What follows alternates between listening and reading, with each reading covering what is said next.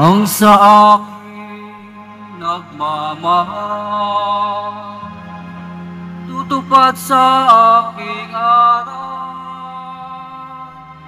ama't ako'y mananahan.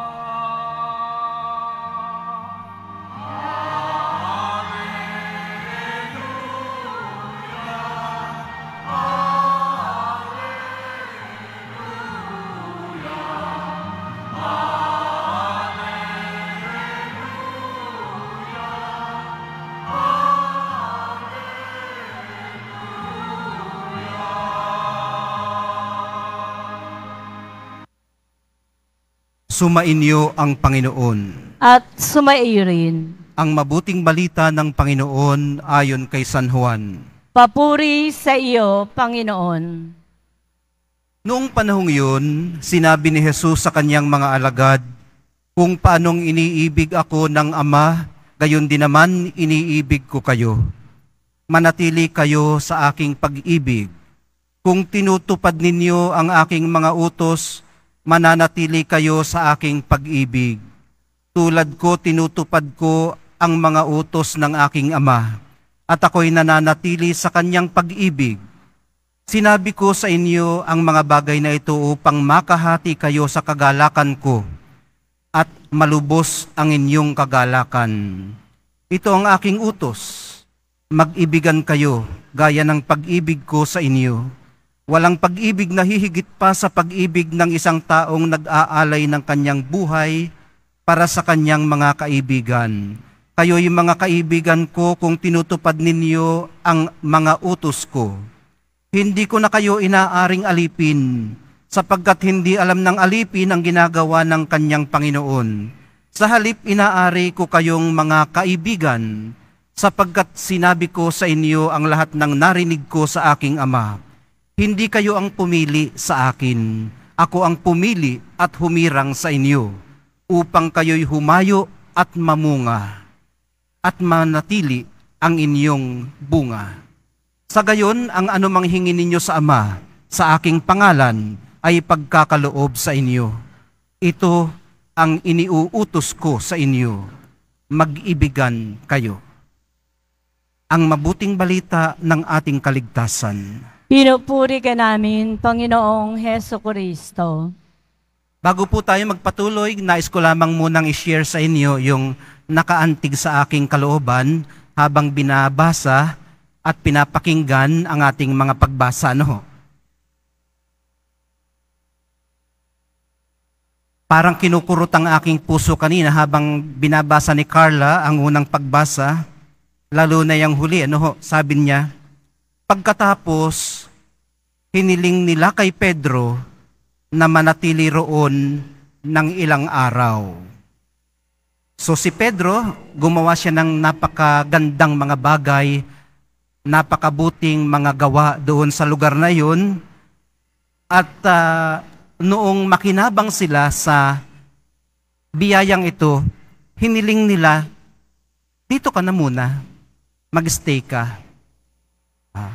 Naalala ko habang pinapakinggan itong unang pagbasang ito, itong unang pagbasa, na noong si Jesus Nazareno ay pumunta sa isang lugar, nagpalaya siya ng maraming demonyo, pulutong na demonyo, sumanib sa mga baboy. Ang ginawa ng mga tao sa kanya, pinalayas din siya doon sa lugar na yon. Ayaw namin sa'yo dito. Huwag ka dito. Ganon ang sinabi sa kanya. Parang ganon. Kung itatranslate natin sa ating lingwahe. At habang pinagkukumpara itong dalawang pangyayaring ito, naalala ko rin mga kapatid yung sinabi niya na makagagawa kayo ng higit na kamanghamanghang mga bagay kaysa sa mga nasaksihan nyo.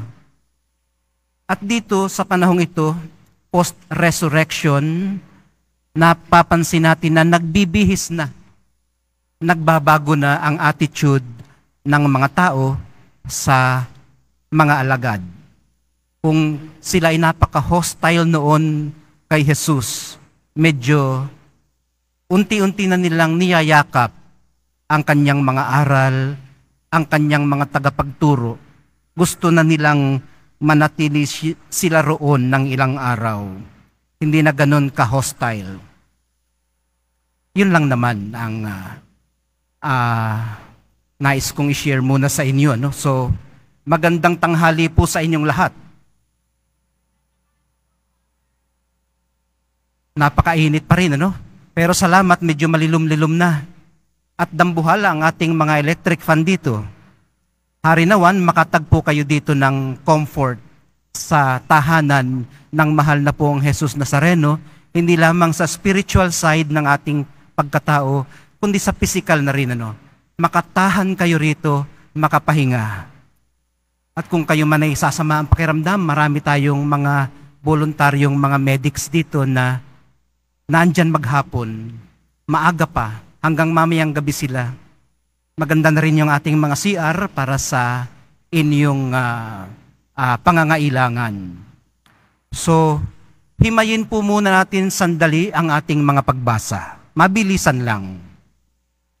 Sinasabi po sa unang pagbasa na walang itinatangi ang Diyos. Ibig sabihin po noon, hindi siya namimili, wala rin siyang pinagpipilian, pantay-pantay.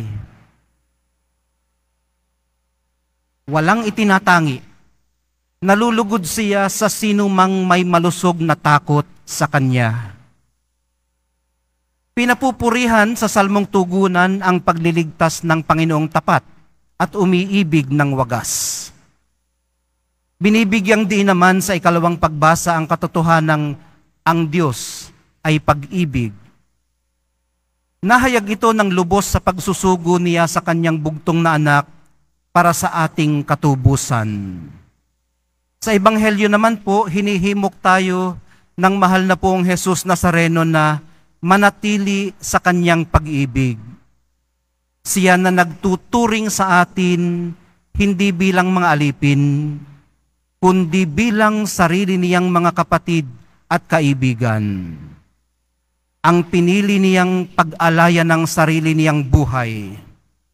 Ito rin ang utos niya sa atin, mag-ibigan gaya ng pag-ibig niya sa atin. Kanina may napakinggan akong pari na naghuhumiliya, sabi niya, sa pamamagitan ng kanyang pagkamatay sa krus, nahayag ang pag-ibig na itong wagas at lubos. Idadagdag ko lang ngayon sa sinabi niya kanina, lahat ng pwede nating maintindihan tungkol sa Diyos ay makikita po natin sa nakapako sa krus na mahal na pong Jesus Nazareno. Ito rin po ang pinakaimportanteng hamon sa atin ng Ebanghelyo. Ang umibig gaya ng pag-ibig niya sa atin. Ito rin ang pinakamahirap gayahin. Kung narito kayo noong nakaraang linggo, sabi natin, madali namang gumaya dahil sanggol pa lang tayo, marunong na tayong gumaya. Marunong na tayong mag-mama, papa. Pag ngumiti sa atin, ngumingiti din tayo. Ginagaya natin. Pinakamadali ang gumaya. Pero ang pinakamahirap gayahin ay ang umibig gaya ng pag-ibig ng ating Panginoong Hesukristo sa atin. Bakit naman po kaya? Ano? Kasi may mga kinasanayan tayo. At ang kinasanayan natin ay ang umibig ng one-sided. Yung side lamang natin Mamahalin lang natin ang ating kapwa pag okay sila, gaya natin. Lalapit lang tayo sa kanila pag neat sila at mabango. Ayaw natin pag masyado silang kamote o mayabang, madaldal at maraming nalalaman. Gusto natin marunong makinig, komportable sa pagiging masayang kasama, pero komportable din sa katahimikan pag magkasama. Pag hindi sila okay at binabaliwala tayo, hindi natin magawang mahalin sila ng lubusan. Sa mga umiibig din lamang sa atin tayo tumitingin, doon sa mga malambing sa atin. Sa marunong lumugar at rumespeto, sa mga may kagandahang loob din lamang, gaya natin. Ganon din po sa kabila. Pinababayaan lang nating mahalin ng ating kapwa ang mga magaganda at may pagmamalaking bahagi ng ating pagkatao. Pero hindi natin hinahayaang mapalapit man lamang sila sa pinakaayaw-ayaw natin sa ating sarili, yung mga ikinahihiya natin at ang ating mga baho. Hindi katulad natin. Ang mahal na pong Jesus Nazareno po ay nagmamahal ng walang pasubali. Tumatanggap ng walang kondisyon at nagtuturing ng walang tinutuos. Minamahal po niya tayo hindi bilang gantimpala sa mabubuti nating mga gawa. Minamahal po niya tayo dahil kailangan natin ang kanyang pagmamahal, tayong mga makasalanan. Ang mahal niya po ay tayo, hindi ang ating kasalanan. At sinasabi niya sa atin na magmahal din sa ganong paraan. Maging posible lang po ito kung kilala natin ang pagmamahal.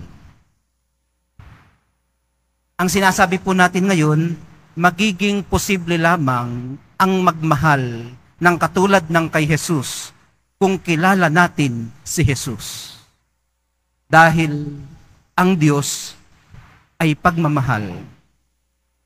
Hindi lamang isang pakiramdam, yung sweet na fuzzy feeling na excited kang makita ang iyong minamahal. Hindi lang yun. Kundi isang mapanlikha, isang mabunga at nagtagumpay na sa kamatayang uri ng pag-ibig. Napaka-dynamic at life-giving. Diyos po ang bukal ng pag-ibig na ito. Tayo naman ang daluyan. So ayun ano. At hopefully, katulad din ng mahal na pong Jesus Nazareno, hindi rin tayo magtangi. At hindi rin tayo maging masyadong asyumero at asyumera. Noong isang araw, galing sa misa, naglakad ako doon, pauwi na sa aming bahay.